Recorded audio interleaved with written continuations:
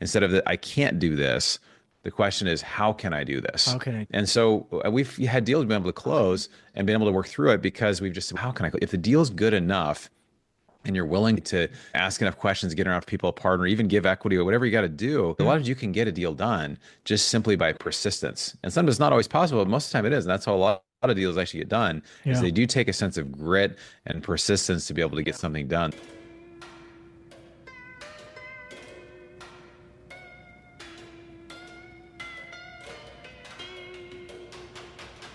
Welcome to the Wayfinder Show with Louis Hernandez, where guests discuss the why and how of making changes that led them down a more authentic path or allowed them to level up in some area of their life. Our goal is to dig deep and provide not only knowledge, but actionable advice to help you get from where you are to where you want to be. Come join us and find the way to your dream life.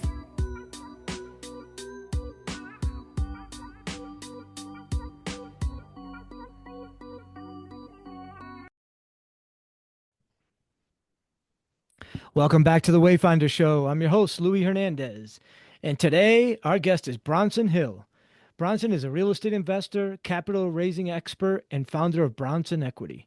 He's raised over $45 million dollars and is a general partner in more than 2,500 multifamily units. He's also the host of Mailbox Money Show and the author of Fire Yourself. And I just learned he's got another book called Rich Brain, which we'll learn about as well. Bronson is on a mission to help others achieve the financial freedom through passive income. Bronson, welcome to the Wayfinder Show. Hey, Louis, really excited to be here today. And we were talking a little bit before, excited to hear show off stories and really talk about investing, man. I love it. Excellent. Thank you. Before we get into all of that, let's hear a little bit about your origin story. How'd you get into this mess? Yeah, so I basically had been doing some single family over the years, and it really wasn't getting me to my goals as quickly as I thought it should. I was a well-paid medical sales professional, was making over $200,000 a year, so making good money, but I didn't have really, a lot of people say they want financial freedom. For me, I wanted time freedom, right? I wanted the time to be able to take a vacation and be able to travel and be able to create, write a book and create music and do the things I wanted to do and spend time with family. I actually worked with a couple of physicians that made over $2 million a year each in the business. These were cardiologists. But yet they were working 60 to 80 hours a week every week. And it just, to me, it did not feel like freedom. So I thought I want to learn more about, as Warren Buffett would say, making money while you sleep. And he has this quote that says, unless you learn how to make money while you sleep, you'll work until you die. And so I started learning about investments that actually I could scale my wealth without taking up more of my time. Got into multifamily investing, started to meet up in Southern California. I found an investor, started raising some money. A lot of things happened. Now we've raised, yeah, close to $50 million for different investments. We're buying businesses now. We're doing oil and gas, other types of deals that provide cash flow for investors. And I was able to leave my corporate job about 3.5 years ago. So been a great run. I've had a lot of good things, a lot of challenges, which you can talk about. And I just really love talking about passive income. Yeah, excellent. Before we get into that part, I want to know now that since you've done that and been fairly successful with it, what do you do with all the time you have freedom for now? Yeah, I'd like to say I wish I just have all these, I take all these days off and all this time, but I do take, last year, my goal was 150 days where I don't do any work. And that involves no email, no work phone calls, things like that. I think I was right about there, about 145, 150 days. And it can sound like a lot of time, but if you think of, if you just take the weekends off, that's 104 days. And then you take holidays, that'll be reaching about 115. So those other 35 days are just a week, a quarter or so, just going on trips and taking things off. So I think so I love to travel. I love to, you and I are both runners. So I do trail running and Spartan races and things like that. And then I love creating. So I love being able to create experiences with my daughter, be able to create books and other things. So when I'm not taking time off, obviously I want to create things that really impact people. So the older I get, the more I realize our time on this earth is limited. And so our energy is limited. So what are we going to do with it? How are we going to invest it and really do what we're here to do? I think purpose really is very grounding and it really allows us to really feel like we're making a difference. And I think we're just wired that way. If we're ever in a place where we don't feel like we have a sense of direction, you can feel very lost. And we've all felt that way at times. And so I think just having a sense of purpose and focus. And so I've been trying to really push myself on both ends. How do I take more time off to be able to reflect and do things that give me life and the purpose and a lot of things around that? And then also, how do I make more money in the business? How do I scale up over there?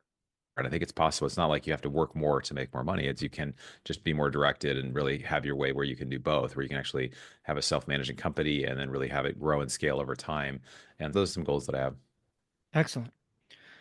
Yeah, I was actually at the Berkshire Hathaway meeting, Warren's last one. I go every year, but this may have been Nice. my last one too. And he talked a lot about this stuff. Mm. And it's interesting because if you really think about it, that's what he realized very early on and that he wanted too. But what we look at as work and money making is what he always wanted to do anyways. That's just his passion, right? So he sits there and his idea of what to do with that time freedom is to sit down and read 6, 7 hours a day on different ideas and just think about the world and his investments and the risk involved. And he's rewarded, he not only has been rewarded well for it, but he's rewarded a lot of people who trusted him for it. So that's great. So what, I do think studying and being, sorry, go ahead. there's a little delay here. Sorry. I do think that studying and being interesting. One of the things I've learned in my research on wealthy people is that people that are very wealthy often will study and research and learn and spend a lot of it becomes like a part-time job. So like Warren Buffett, hours a day reading, Mark Cuban, Oprah Winfrey, a lot of very wealthy people spend a lot of time educating themselves. And that's a huge, if he wants to grow their wealth, just invest in 20 minutes a day reading a book or listening to audiobooks. Like last year, I finished 90 books. This year, my goal is 90, and I'm on track for 100 this year on 2025. So it's just, I think you have to continue. What it does, it allows you to bring ideas from different places and bring them together. And it's all different types of books, but I just think really engaging your mind is so important and coming up with new ideas, interacting with those is important. Yeah. Where you brought that up, you mentioned earlier, which I wasn't aware of before this, but you wrote a book called Rich Brain, right? And that's where you did the interviews with all of the net worth folks. Yeah, yeah. So my first book, Fire Yourself, which is on the shelf behind me here, Replace Your Working Income with Passive Income in 3 years or less, became an Amazon category #1 bestseller for real estate investing. And it really is how do I go from doing stocks, bonds, being just a traditional money investor to like actually getting into real estate, learning about passive investing, vetting any deal of different size. And the process of raising $50 million for real estate and other types of deals. I've had all these conversations with high net worth investors, average net worth of 2 million, some as high as several hundred million. And just what I really try to look at is what are the things that actually make someone wealthy? And really, there's a narrative, Louis, in our culture that's you're either born with money or you're not. It's the haves and the Right. haves. Now, this is very common in media and culture is the haves and the people that the trust fund people, whatever. And that stuff does happen, but it's not really the way things actually generally work. And you and I know that because I imagine you probably became a middle class family. I'm imagining, is that correct? I admit, no, Delay I here. grew up in a very lower working class family. Yeah, I'm first gen immigrant family. Slower. Yeah, So yeah, yeah, but you did not come from a wealthy family, and so it not at all. actually Fidelity Investments in 2019 did a study, and they found that actually 86% of millionaires are self-made. So just like Right. yourself, like me, they did not inherit their wealth, right? And so if that's the case, then these are learnable, teachable things around mindset and habits. And so I wrote this book. It was Rich Brain, how the wealthy change their brain to change their bank account. And then I realized I had to rewrite it because I was about talking about the mindset, the wealth habits, the networking, all that stuff. And then I realized those are 3 books. So basically, I'm narrowing it down just to Rich Brain, which is what are the specific mindsets around wealth? There's something called wealth worthiness, which allows people to actually hold and have wealth and not blow it. And also walking in just different activities such as affirmations. I call them whisperings. It's what we say to ourselves along the way, and a couple other kind of mindset habits that people do that are wealthy. So that's really what Rich Brain is about. I'm hoping it will come out this year in 2025, but I've got to get cracking and on the rewrite here to get that done. Okay. So what that's an interesting thing. I actually, as somebody who a few times have built a little bit of wealth and haven't done as great of a job of holding on to it in the past. So that's changing. But what is that transit? That it seems like it's an evolution, right? Where you learn how to make money, but keeping it can be actually a greater challenge. So what are those tricks? I think, yeah, for most Yeah, so for most people, it really comes down to I have this thing called wealth worthiness because what'll happen, a lot of people they will start with, okay, I make $100,000 a year, $50,000, whatever the amount is, and then they'll say, oh, I got a raise. Now I go to 125,000 or I go to 150,000, but these incremental bumps, so eventually they're making really good money. And that's in a good scenario that will happen. Sometimes that people will stay where they're at. The $100,000 person will just find a way to make $100,000 versus somebody who's making $1 million. They'll just find a way to make $1 million. So there's this kind of inner thermostat or this inner thermometer that kind of can keep us at a certain level. And there are cases though where somebody makes a big jump from one level to a much higher level. I had this happen where I went from making good salary in my medical sales job, and I went to, but basically I was able to about 20x my net worth in 4 years. And that really happened because I was able to, through affirmations, through stepping in and just saying, visualizing this, becoming this different person, I was able to step in and receive it because I became that person. Versus a lot of people, their plan for becoming wealthy is to either win the lottery or have their wealthy uncle die and inherit the money, right? Those are the options that are before us. So if somebody doesn't give the money to them, then there's really no idea of how am I actually going to be able to get there. And so this is very similar though to this idea of worthiness. If I'm a single guy and I'm at a party and I walk into a room and I see a beautiful woman and I want to go say hello to her, but my self-talk is negative, right? If I'm like, oh, Hmm. I'm not good looking, she'd never like me, I've got nothing to offer, how's that conversation going to go? It's probably not going to go very well, or it's probably not even going to happen, right? And it's the same with wealth. It says about 90% of people have self-sabotaging behaviors. If I walk into a business meeting, if I walk into a place or a meet up with other investors and I'm not seeing myself in the way that I want to be seen, or as that person of wealth, then I'm not going to be able to identify those deals. And I have an example of this. I actually was looking at, I was going to do stepping into the, okay, I'm going to be a 10x person where I'm at right now with my net worth. How are we going to get there? It comes from, okay, maybe acquiring a certain type of business or something else. And I basically, an opportunity came and I tried to pass on it, but I kept coming back to, no, I think this actually could be an opportunity because it was so big. It was like 5 times the size of our current business. But I thought, okay, this is actually something that could actually take us to the next level. And so I was able to see it and identify it because I became that person. So again, I think it's just so important how we think about ourselves in relation to our wealth. And there's things that we don't even know that are actually hindering us as we show up. So it's a lot of those are mindset things, but the idea of wealth worthiness is very critical to that. Yeah. We're going to stay on this one because this is a really good topic, if that's okay. And it's a little Yeah. bit different. I will say this, I've known, like you, I've known a lot of high net worth folks, and I just notice we all have limiting beliefs around different areas, right? Like you mentioned, a pretty girl in the bar, sometimes it's that, sometimes for a lot of us, it's around money, right? And what I've noticed with a lot of them, as I've gotten to know them and built a network around them and they're good friends, is oftentimes they don't have the money when they see an opportunity. Like they see something, like you said, you identified a 5x opportunity for your business.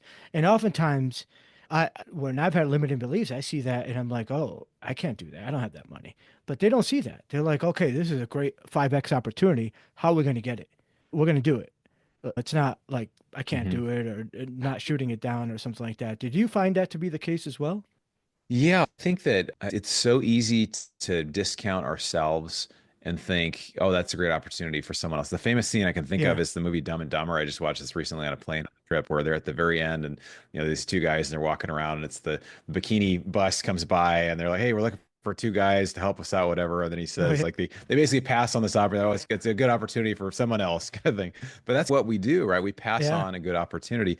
And it really occurs the same with wealth is and what they this has been said, I'm not the person that came up with this, but instead of I can't do this, the question is how can I do this? How can I? And so we've had deals we've been able to close and been able to work through it because we've just how can I if the deal's good enough and you're willing to ask enough questions, get enough people a partner, even give equity or whatever you got to do, a Mhm. lot of you can get a deal done just simply by persistence. And sometimes it's not always possible, but most of the time it is. And that's how a lot of deals actually get done is Yeah. they do take a sense of grit and persistence to be able to get something done. So I think that it's easy to discount or disqualify ourselves. But again, if you're visualizing, I'll say it this way, this is another mindset thing. Napoleon Hill, we have the same last name, but he's not related. I wish he was, but he would say, spend 30 minutes a day thinking about the person that you intend to become, right? 30 Yeah. minutes a day. That's a long time. But if you Yeah. think about that, okay, if I'm a 10x, let's say I have a net, I'm a billionaire, right? What kind of presence do I have? What kind of house do I live in? How do I walk? What kind of stature? What kind of humility? But also what kind of confidence? What does that look like? What does that feel like? And if I'm visualizing myself as that person, that eventually I begin to become that person, right? Yeah. And so I begin to show up in a way where I have a sense of power. And so there's this idea of, I think Robert Kiyosaki came up with this idea of be, do, and have, right? People they don't want to become the person or do the things. They just want to have the stuff, right? I want to have the jet. I want to have the money. I want to have the, but that's the wrong order, right? Yeah. And that's where people that win the lottery, they just have, right? Here you go. One day, all of a sudden, here's $100 million.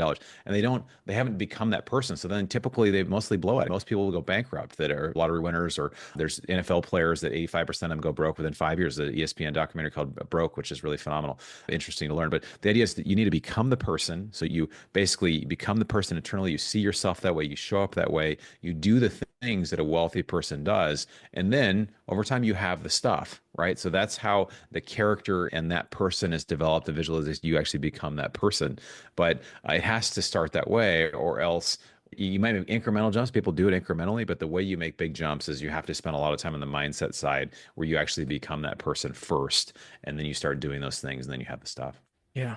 I love that. Oh, there is so much gold in that. Bronson, what are, if we can get really concrete here, like what are some of the affirmations and visualizations that you did when you went did this work? Yeah, so yeah, I'll get vulnerable here after full kimono. I went through a divorce 7 years ago, and I came through it. I just felt no sense of self-worth. I felt, am I even okay? Am I okay with God? Am I okay with myself? Am I even lovable? A lot of things were really like hit me very at a very deep level. And so I started to I actually found some of Zig Ziglar's affirmations, and I started reading some of those. And one of them, and then started creating my own. And one of them I created was, I'm worthy of the love and belonging of others, or as a beloved son of God, I'm worthy of love and belonging of others. And like that just, I didn't, when I said it, it didn't really feel real. And whenever we have something we know is true in our mind, but we don't feel it in our heart. A lot of people know they're loved, right? We know we're loved, we know we're important, but like we know it in our head, but we don't feel it, right? Or we know that we have got, we're the same as everybody else, but we don't feel it. We don't actually, it doesn't come from within. So the only way to get it from your head to your heart is you have to meditate on it. And that's what these, I really call them whisperings, right? Affirmations are what you say. So, the idea about worthiness and really seeing myself as a worthy person. Another one was really around just being self-confident. Says, I, Bronson, own the room with the confidence and the authority of a king. And I really Mm. lean into that. And so this is who I am. And so now in the beginning, didn't feel authentic to say that. It didn't feel like that was real to say that. But over time, what happens, and it took 6 to 12 months, but it started to feel like, oh man, I actually do feel this internally. And so I can walk in a room and I could tap into that. I'd be like, oh, man, I show up this way now. I am this guy versus I felt timid before. So again, the reason I call them whisperings instead of affirmations, an affirmation is what you say in the mirror. Whispering is what you say to yourself when you're Hmm. about to walk in the room, or you start to have that self-doubt. You come back and say, no, this is who I am. And you whisper those truths to yourself, either what you know to be true or what you want to be true about yourself. And then what happens is words are very creative. And if you take us to the deepest level, for me, it's a very faith-oriented level about what, God in the beginning, God created, and he spoke and he said, let there be light. He could have just snapped his fingers, he could have just created, but he actually spoke, and then it happened. And Hmm. so by us speaking words, it actually creates something in our life, right? If I don't speak it out, if I don't say it, if I don't actually say I love my daughter, I can do all the things of love. She may not know of unless I actually say it, right? So for me, words are things that actually have creative power. So as I create myself through my words, I create, hey, I'm this loving, confident person. I'm a great dad. I show up in this way. I have the confidence, authority of a king. I'm worthy. I'm a giver. I give in these ways, whatever. I'm actually creating that in my life. And if something goes out or I start to act a different way, I say, no, this is the person that I am. So then it allows me to live from a place of my values, a place of what I'm creating for myself. And it's worked. It's definitely worked to do all this. It takes me Yeah. time to set that up, and it takes about 5 minutes a day to walk through those. But I read my goals, my mission statement, my whisperings. I do those every morning. But what happens is I have this incredible benefit that I walk in a room, I know who I am, I know why I'm there, I know what I'm there to do, and so an opportunity presents itself, I'm able to walk forward in it. So I think those are the things that really have shifted the way that I see myself and how I'm able to have that confidence in those areas. Oh, geez, Bronson. I love that, man. I gotta say, I think I once did an exercise as part of a sales training where we had to create our life list, they called it, right? Where we just everything we want to do with our lives, right? And then reverse engineer it and figure out what do we need to survive right now?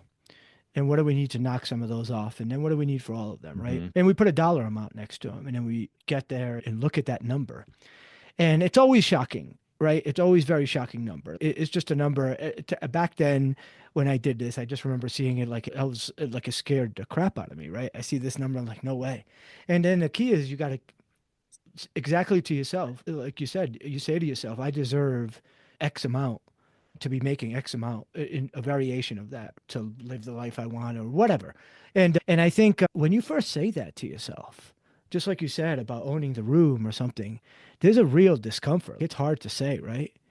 I think. But Yeah. once you actually do it and you start to internalize it, you can like almost like physically feel the internal transformation, right? I'll give you another example I Yeah. went through. For years, I wanted to qualify for the Boston Marathon. All right. So like back in 2014, I was about close to a 5 hour marathoner. And I said, I want to qualify by 2020. And that became like a mantra for me. I'm going to qualify. I qualify for the Boston Marathon by 2020. And I knew the times I had to hit and all this. And I'd say I can run a marathon in under 3:10, all this stuff. And back then it just seemed like impossible. I'd get scared. I felt silly saying it, sharing it, all this stuff. It just wasn't a conceivable time. Now I can pretty comfortably run under 3:10. I've qualified many times, but I remember the run. I was Wow. on a long run where I physically just ran and saw the timer at the next to the finish line in red letters where I might just cry, where it said 3:04. And I knew I had Yeah. to beat it by 6 minutes. And I saw it and I crossed the finish line. And after I just started bawling. This was just a long run, a training run. And I qualified. And then I went to a Yeah. grandma's marathon, ran that marathon, and my time at grandma's was exactly on the dot flat 3:04. And that was part of that training for that. Isn't that incredible? Wow. It is really all what we create in our heads, Incredible. right? Yeah. Yeah. There's a story, Jim Carrey, the actor, he had, I believe, I can make it the amount wrong, but it was before he did Dumb and Dumber, before he did, and he used to be a big Jim Carrey fan, especially his 90s movies, but he wrote himself a check for $10 million for services Oh, rendered. And this was 5 years out. He would post date, he would pull it out, and he would look at it.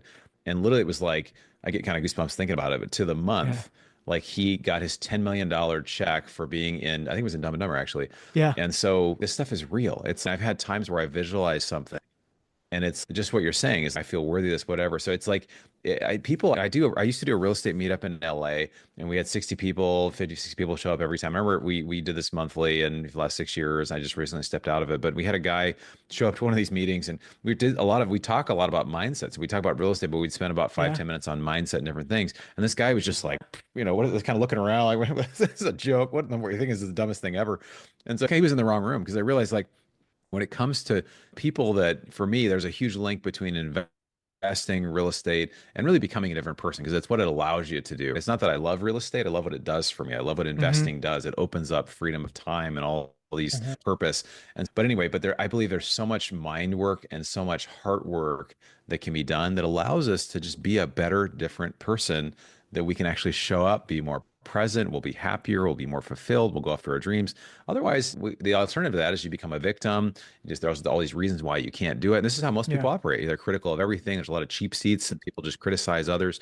But it's the idea of being in the arena, being on the court, and just actually living life. Yeah. And Brené Brown, who's a favorite author of mine, she wrote a book, The Gifts of Imperfection. And she said this, she Mm. talks about shame and vulnerability. She would say, there are people that are critical out there, but she said, if you're not on the court, like getting your ass kicked, then I don't care what you think about what I'm doing. I don't care about it. But a lot of times we can be so attuned to the people that don't care about us, that are critical, or we get a critic here and there, but that's a sign that we're actually doing something. So I think that kind of ties in with this. But again, maybe to speak to somebody in some way, but just being willing to put yourself out there, to do things that are different, to try unconventional things, no matter what critics say, just because you want it, you're willing to become that and you're open and you want to become that better person. Yeah. Oh man, that's so good. Let's transition a little bit. It's hard because this is deep stuff, and this is actually one of the things I originally wanted to start the Wayfinder show for, was to have these conversations. But I know you Yeah. want to talk a little bit about your business as well, so let's do that. So you got into multifamily investing, and why multifamily, first of all? Yeah, so for me, I was just saying when the student is ready, the teacher appears. And so I had some single family. I had four single family houses with a partner and just realized it wasn't allowing me to get to my goal as quickly as I wanted. I have a relative that has been doing multifamily investing for years. And he's like, why don't you do multifamily apartments? And I was like, well, I don't have the money. He said, we can raise the money. So Yeah. I started learning just some of the efficiencies of multifamily. It actually cash flows, at least historically, the last few years have been a little different, but it's cash flowed better. It's much more efficient asset generally. Instead of having 100 houses, you imagine we've got a repair guy that has to go to every single house. And if there's an issue and go look at the issue and then go to Home Depot and come back, versus when you have 101 place with the same roof, the same plumbing, the same type of appliances, the same paint colors. Typically, that maintenance person is full time on staff. Maybe there's multiple full-time maintenance people on staff.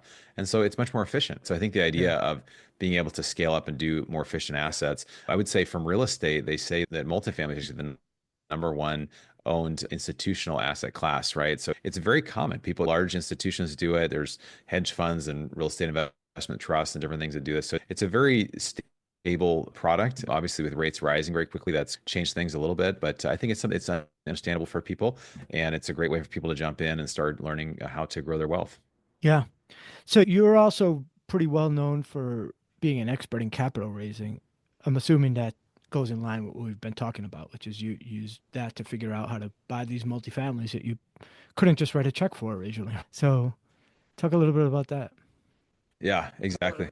Yeah, yeah. We had our four single family houses. The next project we did was 225 units, and people say, "How in the world would you go Wow. from four single families to a 225 unit?" It was mostly partner. I had a partner who'd been doing it for 15 years, had been managing these, so we had a partnership to be able to do that together. And then I found an investor, put 100,000 into that deal, and we raised a few million total for it, and the deal worked out very well. So I think that having team and having seeing how to really help people. This is one thing a lot of people listening, maybe they have more money than they have time. If you have more than a half million or $1 million, then maybe being a passive investor would make more sense for you. But if you have Yeah. less than a half million, it maybe being more active. So for me, I didn't really have a lot of savings, and like I said, I went through a divorce, so I had to say, okay, I don't have a lot of time, and I'm going to make time. So I was doing 30 hours of my main job, maybe 30 plus hours, 35 hours of my real estate stuff. And I just tried to find a way, how can I really help people that have a money problem? Not that they don't have money, right? It's simple as that problem, but that they have money. They don't know how they invest it where they get cash flow. They don't know how to invest it. They should be doing real estate, but they don't know how to do it. So I started educating around that. I started a podcast, started a monthly webinar that we do where we bring panel of experts in and we talk through different things related to real estate. I wrote a book. So these different things really just to try to help people in that conversation of how do I grow my wealth without taking up more of my time? How do I have my business, I've got my family, I've got my job, whatever the thing is, but how do I grow that? How do I actually help people make money while they sleep? So we started multifamily. We've done over 2,500 multifamily units. We've shifted the last couple of years to go a lot more kind of the private equity route, buying businesses, doing oil and gas, even doing debt funds that are in first position debt funds in real estate, but basically things that cash flow because real estate used to cash flow really well, meaning people invest and they get ongoing monthly, quarterly cash flow. And that's what allows people, as my book says, fire yourself. If you don't have cash flow, it makes a lot of money someday. That's great, but it doesn't allow you to leave your job. It doesn't allow you to actually have that income. And so these types of investments that I mentioned, they do. So we've done a lot in real estate. Lately, we've shifted to go a lot more non-real estate stuff that really provides cash flow. And it's all really one of three reasons people come to us. It's for appreciation of growing wealth, growing a long-term wealth, cash flow, or tax benefits. If people are paying more than 50,000 in taxes per year, there's ways you can reduce taxes substantially through investing in different types of investments.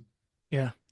Excellent. I'm wondering with some of these acquisitions, whether it be the multifamily or the businesses you've been buying, are how are operations handled? Are you all vertically integrated, or you look for outside managers, or what Yeah, is? so my Yeah, so my approach really is I look at things as a passive investor. I'm a passive investor outside of what I do in our business. And so I look at things as a passive investor. So my understanding goal is to own everything and really operate nothing. I want to have partners that do a lot of the work. I still want to be able to travel and take time off. And so I want that for investors as well. And so I find Mm, best in class operators in different spheres that provide different again solving one or more of those problems, cash flow appreciation or tax benefits. And so that's how, as an investor, I can say, I know multifamily, but for me right now, I don't, multifamily is an interesting time. We've done some deals. Last year, we did a couple of multifamily deals. I think we're going to wait until things make a little more sense for us right there. So we're going to shift to things that do cash flow very well, mineral rights for oil and gas or oil and gas drilling itself, or maybe buying a business. If you convert to cap rates, so people are familiar with cap rates as if you owned a real estate project in cash, what would the return be per year? If you're getting these days 4, 5, 6% cap rate cash flow from a cash investment, that's not bad on a multifamily deal, maybe a little higher. But we see some of these mid-sized businesses, they're selling for three times profit, which would be about a 30 to 35 cap rate. So talking like a 5 to 7 times the cash flow. Right. So mm, that's a whole different business. Right. So I think it's as an investor, that's a passive investor, you have a choice. You could be a one trick pony and only do multifamily real estate, or you could do self storage or mobile home parks. You could do short term rentals. You can buy precious metals. You could do oil and gas. You can do coffee farms in South America. There's all kinds of things you can do. So I think as an investor, you have to really define what are your goals. If your goal is cash flow, then you need to find things that actually cash flow, which real estate right now is not a great cash flow investment. It's a great long-term investment, but Yeah. it's not a great cash flow investment. So again, if I wanted to leave my job, in my book I talk about this, I need to get about 5 or 6 thousand a month in cash flow for my investments. And then I was free. I didn't have to replace $200,000, which was my income. I just had to get to about 70,000 a year. And that was enough for me to live okay enough and have a baseline that I was okay to live. So I think that that's a lot of people miss that. And I think it's good to be open to different types of investments as you look at what your goals are. Yeah. So if you're going to be a passive operator, then you're just looking for the income. That means you're probably buying some pretty decent sized businesses and properties that you can get great professional management with. And what are these businesses and Yeah. what are the sizes and such?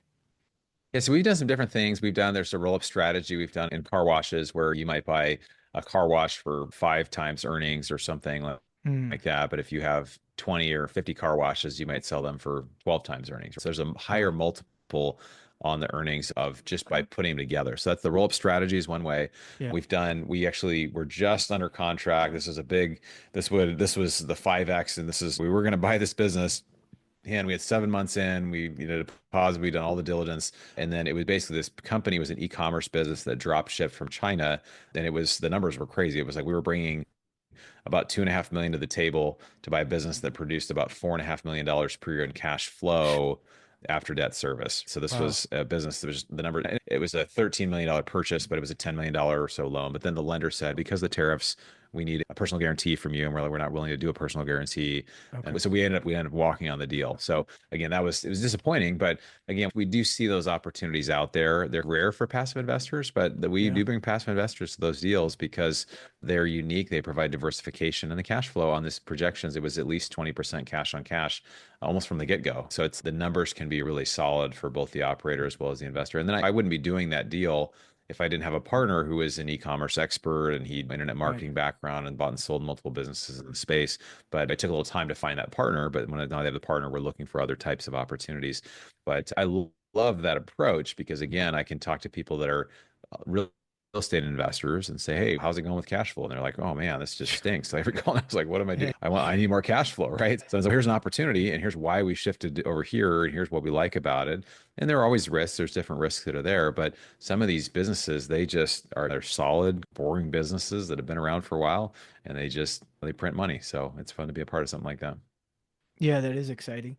Was with you obviously have the real estate background. I'm wondering, and there must have been something that happened or happening that's forcing you to transition towards the businesses, right? Because I see this for a lot of people now, myself included, looking at businesses as well. Did you have any certain challenges with maybe that forced that transition? Yeah. Yeah. Yeah, everything's gone perfect the whole time. My investing journey never had any issues. I just Right. can't say it with a straight face. Yeah, no, we have had some challenges. There was a black swan event where people were paying 3 or 4% on interest, and then pretty quickly, because of how quickly the rates rose, it was some of these debt products were 9 to 12% in a very short period of time. So we saw some of the multifamily that we'd invested in that the same product in the same market was worth over a 24-month period in the same condition was worth about 40% less, right? Right. So if you do the math, if you're 20%, you put 20% as or 25% as a down payment, and the same apartment in the same condition 2 years later is worth 40% less, you're negative no matter what. And if you had long-term debt, hopefully you're in better shape. If not, you're in trouble, even if you feel like you could extend it. So we had a couple deals that really struggled. So I think that it's important to share those stories. I think for us, it taught us the importance of either, first of all, being well capitalized. 20% down is not a good way to go about those projects. At least 35, 40% down is ideal. If you can have long-term fixed debt, that's typically better. There's a downside of that. You can have a lot of prepayment penalties and pay millions of dollars but as we were talking before we started recording, it's just you do this long enough, you're going to have challenges come up. I've lost investor funds. Ken McElroy did the forward to my book, who's got 3 billion Mm, in real estate. He's mm, lost investor funds. And I think it's important we share those stories because it's learning. Some people look at things and they'll just say, "Oh, this went and it didn't go well, and therefore I'm a failure," or something like, or I'm just not good at this." No, there's learnings there, and it's just, are you going to get the yeah, lesson? Are you going to learn, or are you just going to put in the towel? And most people don't. They just kind of, "Well, screw. I guess I'm just not going to do this again." And yeah, so those are painful, hard things, and I get that, but I do think right now, again, coming to real estate now, I do think real estate is a great long-term investment. I think in the short Hmm. run, it's challenging. It's challenging for investors. It's challenging to raise money. The ironic part is the best time to raise money is actually the worst time, like when it comes from a deal perspective, to raise money, right? So when everybody's giving you money, we've had times where we raised $8 million in 24 hours. Looking back, it was not, and that deal turned out fine, but it was like, it's typically those are the times where everybody's excited about it, where it's actually the probably the most risky time to Hmm. invest. So the Right. idea of being a contrarian, everybody wants to do it, but nobody actually, it's hard to pull the trigger when that you're in that situation. That's right. Yeah. That's why going back to how we started with Warren Buffett, you got to admire how he sets himself up to take advantage of opportunities like this. Because I'm seeing some of the best real estate opportunities I've seen in over 15 years and now, but not a lot of people can capitalize on that. And he's always got a war chest ready to just jump on that when they happen. Makes you think too, what else is Yeah. coming? Yeah. But Well, in yeah, his the way he started too, he had his partnership. So I think in the 60s, he had his partnership. And then he had a point where he just was like, I can't really see opportunities right now because he was really primarily in the stock market and buying right, businesses. And it was just so frothy. They just returned investor funds and waited. And he waited, I think, a couple years, few years, right. and then he started up again. But it's fun. It's funny how, again, just being actually people talk about wanting to be a contrarian, but when your stock is on the cover of Forbes magazine, or I had somebody, actually a friend, that she was invested in Nvidia and she bought it 14 years ago, put $500 in Oof, it, and now it was worth over 200K. And this is not like a high net worth person. This is just somebody who's like a friend of peer, and that was most of her wealth. That was in that. And I said, and it was the largest company as far as stock capitalization in the world. And I said, have you thought about selling? And she's like, oh, I think it's going to go up more. And I said, there's a lot when you're the largest thing in the world, right? yeah, You might go up another 10, 20, 30, 50, or 100%, but you're not going to get like a 10x, 100 like what you've had so far. So I think that a lot of times when things are on fire, things are really hot, everybody wants to be on those things, but that's right, that's the time you should really think about selling. You really should think about selling because again, we don't always see risk, and that's how most investors get in trouble. that's right. Yeah, and the opposite too. When blood is on the streets, as they say. Yeah. Yeah, exactly. Exactly. Bronson, I could talk to you forever. I promise you I'd get you off within an hour. So we're going to transition into our world famous Wayfinder 4. All right. So give us a hack that you use. I know you've already talked about a good one at the beginning here, but just another life hack that you might use. Yeah, a life hack. So I think for me, I make a goal each year to read books. And like I said, my goal this year is 90 books. I try to do it when I go on runs. I'll do it when I'm at the gym and in the car. I'm cleaning around the house. I put an earbud in. And then I love audiobooks. Of course, there's Audible, which is great. And there's a membership you can buy books there. I also actually really, not even just from a cost perspective, but there's a couple of apps through my local library. One's called Hoopla, the other's called Libby. So it depends on where you live, but Mm. these are digital apps. And Hmm. so you get free audiobooks. You go and you get all these free audiobooks. So what I'll do sometimes is I'll listen to a book and I just don't, I think I'll like it. And then I get in, I don't really like it. So I think the challenge is sometimes you get into a book, you got to be willing to let it go. But if I paid for it, if I paid 10 or 20 bucks for it, then I feel like I have to finish it and I get stuck. So if Yeah. I want to continue to read books, I'll just download a whole bunch of books and then I don't always have to pay for it. Some I will, like I really don't want to read this book or listen to it. But I think being able to have the flexibility. Then sometimes I started speeding them up. So instead of going just one time, what you can go times 1.5, then I got to like times two. So a lot of times Oh, it was wow. like times two and times three speed. And so we're like, oh my gosh, that just sounds stressful. And it can. So the key is you go to where it's stressful, then you bring it down a little bit to where it's not. But I think that I actually retain pretty well. It works really well for me. I'm a That's pretty great. auditory person, but it's just a great way. It's giving your mind different things to process and you can make connections and just even from historical biographies or other sorts of it could be self-help or personal development books, investing, all different types of books you're going to gather a lot from. So I think things are going to look very different in the future with ChatGPT and learning and education. But I think if you're able to synthesize information and pull it from different places and be able to make these connections, you'll be in a situation you're like, oh, I know what to do because there are these biographies. You learn what Abraham Lincoln did or what Hmm. Warren Buffett did, or what you'll have all these Hmm. different things you can draw from, which I think is really valuable. So I think that the audiobook apps are great. The free audiobook apps are great. And then speeding up if you can a little bit just to get comfortable with that, I think it's good. Yeah, I love the using the library. I always forget that one. I got to use that more. But I will say with Audible, it's pretty easy to return a book if you're into it. A chapter in, you realize, hey, I can't listen to Okay. the rest of I didn't this. know that. Oh yeah, you can just click on the app and pretty much and through the app Oh, and nice. return it. Okay, So I you didn't get know your that. credit back. That's So great. that's kind of nice. Great, yeah. Yeah. Nice. Another hack I've learned with Audible is if you put stuff on your wish list a couple times a year, they'll have a wish list sale and you get two for ones or Sale. something like that. Yeah, Oh, which is cool. Yeah. that's great. The favorite. How about just a favorite? It could be an activity, a book, a show, whatever.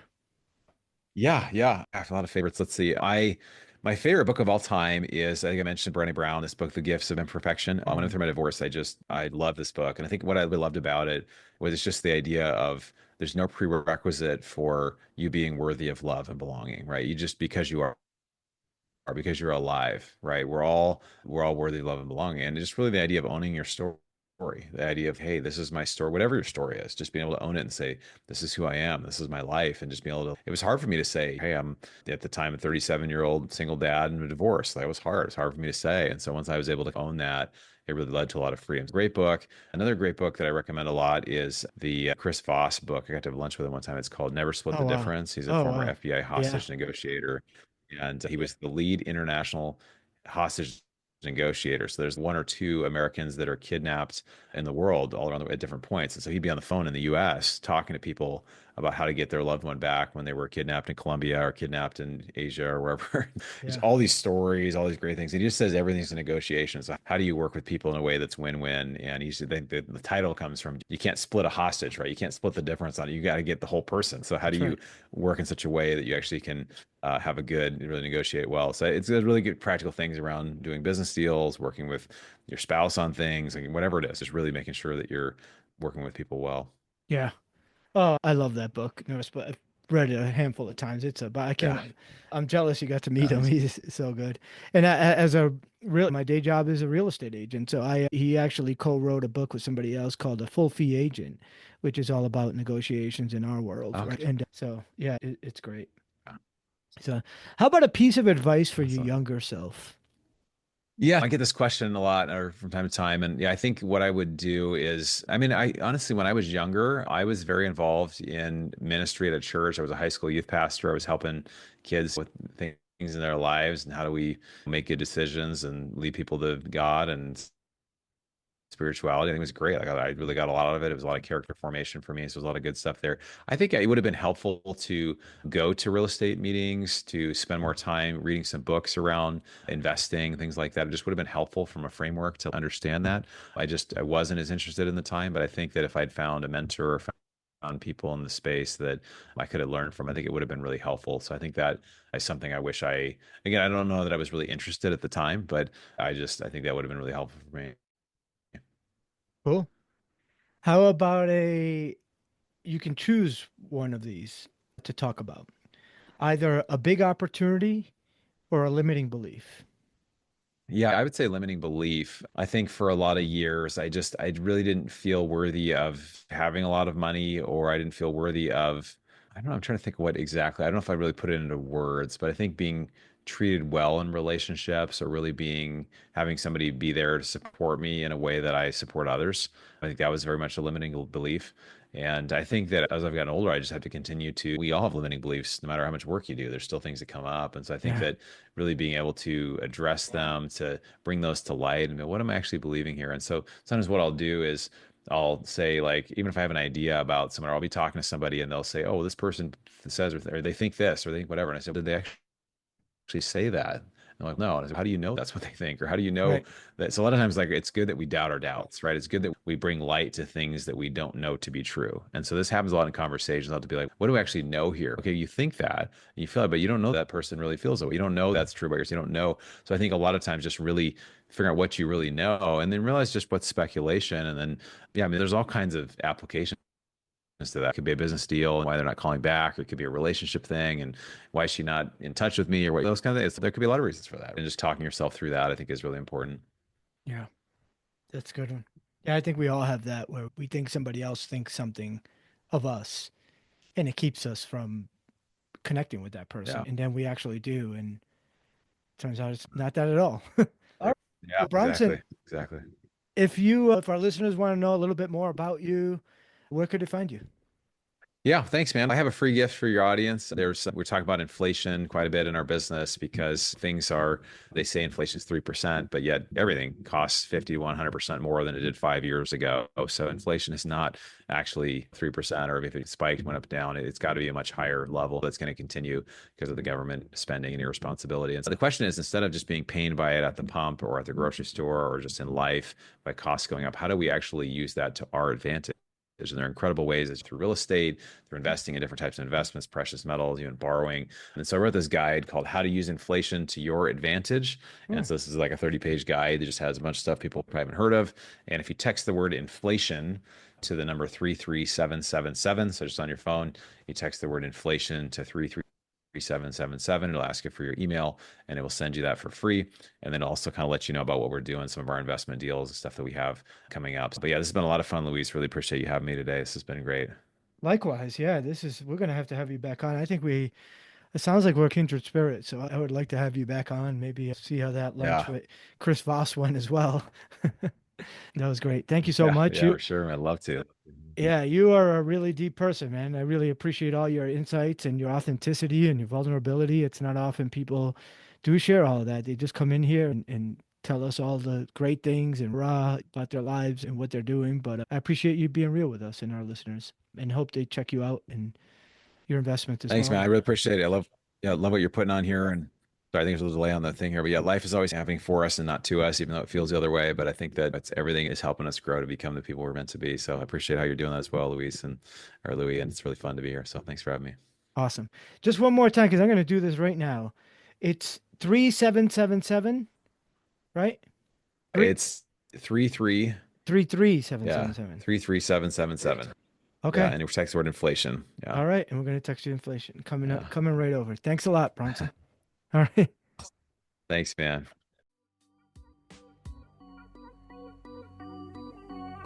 We hope you've enjoyed the Wayfinder Show. If you got value from this episode, please take a few seconds to leave us a 5-star rating and review. This will allow us to help more people find their way to live more authentic and exciting lives. We'll catch you on the next episode.